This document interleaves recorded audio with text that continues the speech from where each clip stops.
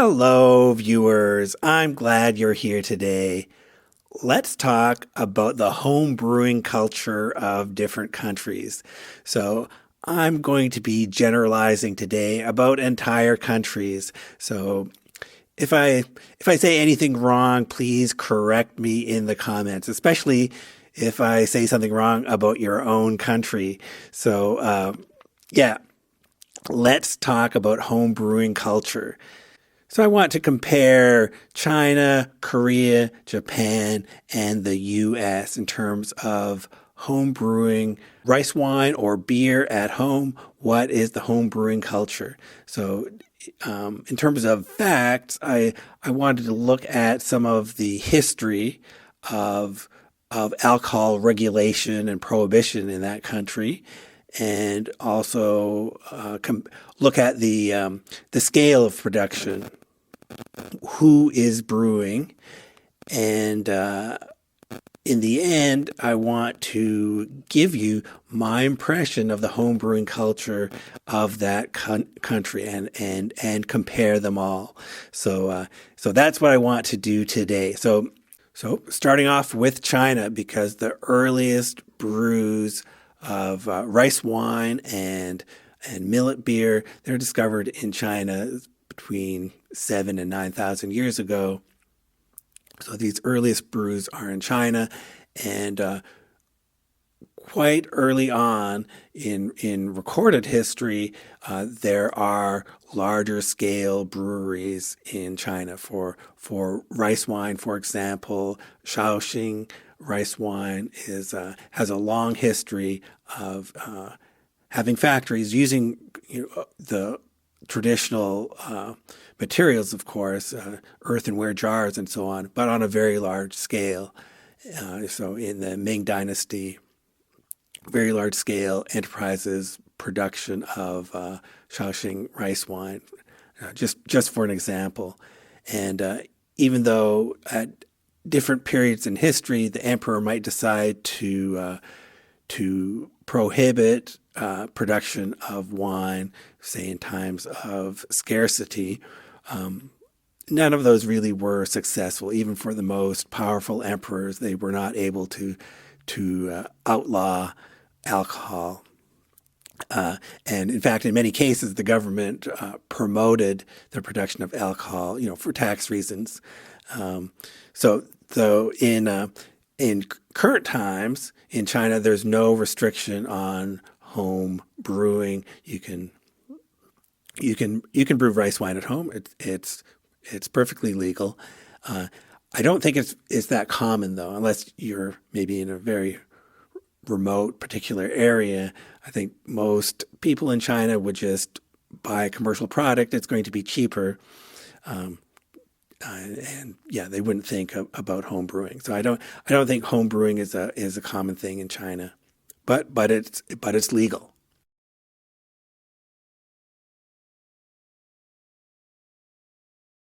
Now let's move on to Korea. And in Korea, let's say in the Joseon era, well, households are expected to ferment and brew and distill at home.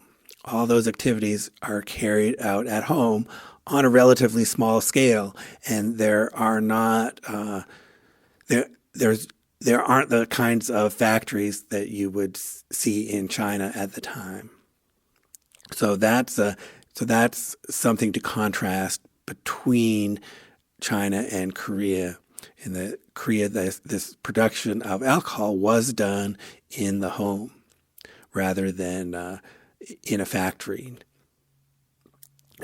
Not saying there weren't breweries, but the typical household would produce their own alcohol.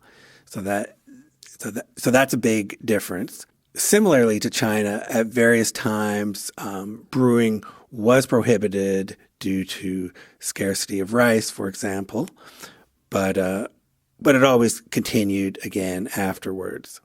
During the Japanese occupation period, homebrewing was completely outlawed. It continued underground, but it was completely illegal. And after the Korean War, commercial alcohol production had to use substitute ingredients like using wheat flour instead of rice for brewing makgeolli. That disregarded tradition, and makgeolli and soju were being produced with non-traditional ingredients on an industrial scale. So I mentioned that homebrewing was outlawed during the Japanese occupation period. Well, it wasn't made legal again. Homebrewing was not made legal in Korea until 1995. So that really was a long period of time when homebrewing was illegal in Korea. However, it did continue, and there was a big revival in Korean traditional alcohol starting in the 1990s and continuing until today. This is very compatible with the idea that households in Korea, it's normal to ferment your own food products. And so by extension, it's also perfectly normal to ferment some rice wine at home. Even though it's not as common as it used to be, I don't think Koreans think it's unusual to ferment or brew something at home. That seems pretty normal. Okay, now let's consider Japan. So in the earliest times, you could have large households or temples that would have the resources to be able to brew sake. And like China and Korea, during times of scarcity, brewing would be outlawed. But I did learn this. This is my Wikipedia fact of the day that I learned just today. Prohibitions during times of rice scarcity, they resulted in the tradition of brewing sake only during the winter. So I thought that was interesting, that historical consequence. And during the Edo period, sake production industrialized. And during that industrialization process, many things changed. For example, milled rice became possible, highly milled rice, isolated yeast, koji, monoculture, and also the idea of commonly fortifying the brewed sake with distilled alcohol that became common. So the nature of sake was changing during this process. And homebrewing rice wine, homebrewing Doburoku, that was made illegal in 1899, and it's still illegal today. For more than 100 years, it has been illegal to brew rice wine at home in Japan. And since it's illegal, the only recipes for Doburoku that I can read about are from Japanese people that have moved to other countries. So there's no legal homebrewing culture in Japan at all. And my impression is that ordinary Japanese people don't know what Doburoku is. So, for example, a friend of mine who's lived in Japan for decades, and he's a real foodie, enjoys drinking. He's gone to every kind of restaurant or bar in Tokyo. And I asked him about Doburoku, and he just hadn't experienced it at all, had never seen it in Japan. So the brewing culture in Japan is really only for people who make it their career, and only people who specialize in making sake make it their career. Those are the only people that are allowed to brew. So that's the culture in Japan.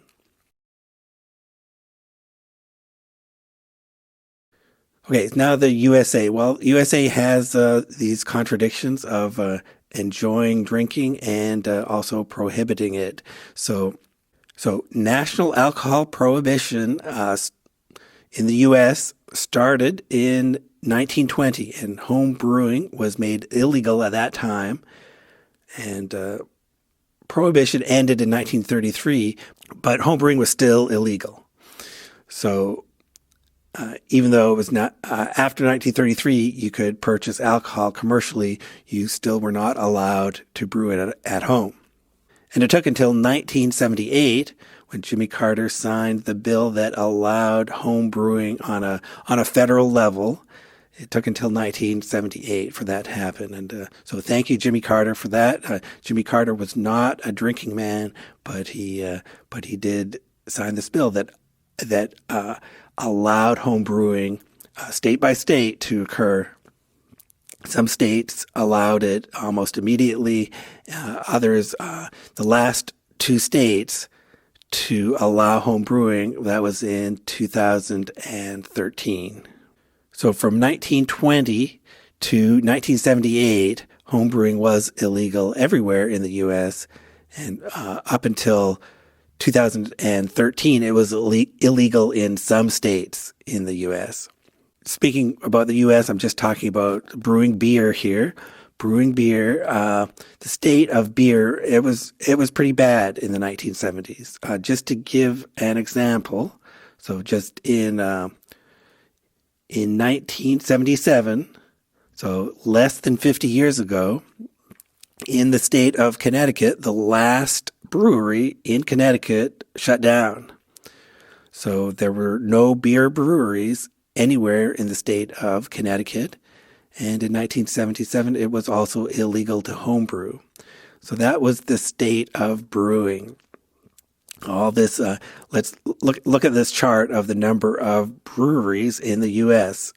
So, things were pretty dire in the 1970s. There were just remarkably few companies, remarkably few facilities producing beer. And so necessarily this beer was uniform, bland, and cheap. So that was the state of the beer industry in the U.S. in the 1970s. Homebrewing was legalized, and craft breweries sprung up just pretty much like a generation later. It was enough time for people to get used to brewing and want something better. So craft breweries shot up after that. And that's something I didn't mention when I was talking about Korea. It did after home brewing was legalized in 1995 in Korea. Well, the next generation after that did become much more interested in traditional Korean alcohol, and now there are so many craft breweries in Korea. So that's something in common between Korea and the U.S. is that after the legalization of home brewing, that legalization inspired so many craft breweries and brew pubs. It generated a whole new industry and a lot of excitement in what was formerly a uniform, bland, and cheap landscape. Okay, so what's the typical beer homebrewing culture in the U.S.? Well, I think it's that anyone who has the money to buy the equipment and has the space, sure, they can homebrew as a hobby.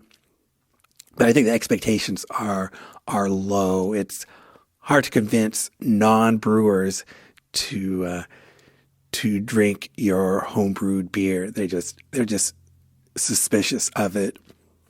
I think that's an issue that beer homebrewers have, and the emphasis is on equipment and this scientific control of brewing, which is not really my style of brewing. So that's I find that sort of annoying that you have to have so much equipment and have to have such fine control of the process in order to get a good result. I'd rather do something more fun. So that's so my style of brewing is the Korean style of brewing at home, where you're not in control of every aspect and you don't need a lot of equipment. That's more my style. So what are the patterns that I've noticed doing this comparison of these four countries' homebrewing culture? Well, first thing is that homebrewing has been quite a struggle. It's not legal at all in Japan. In Korea and the U.S., it was only made legal relatively recently. And after it was made legal, it really inspired a lot of small-scale entrepreneurial activity in these craft breweries and so on.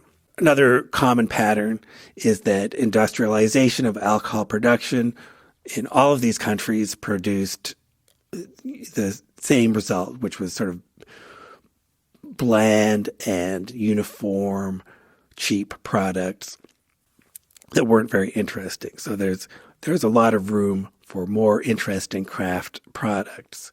I think the most significant thing that I noticed is how Korea stands out. Because in Korea, fermenting at home, brewing at home, that's a normal activity. It's not seen as unusual, even though it might not be as common as it used to be. It's a normal thing to do. My impression of Koreans is that they are really fearless about fermentation. For example, a Korean friend of mine, I saw she had something in a jar, and she had just put raw fish in this jar, and she was going to ferment it. And I thought, well, that's very brave. That's more brave than I would be. I don't know how to ferment raw fish. I could see right away that she had a lot more confidence in fermenting than I did. And I think Koreans are acknowledged as being experts on fermentation and alcohol. These fermented products, such as kimchi or makgeolli, they're defining products of Korea. They're part of the national identity. Fermenting at home is a really hands-on process, and it feels much more authentic to the past than the brewing cultures of the other countries that I talked about today. So that's my conclusion, that Korea really stands out and has the best home brewing culture possible. So after doing this comparison, I think it really highlights the advantages that Korea has in its home brewing culture.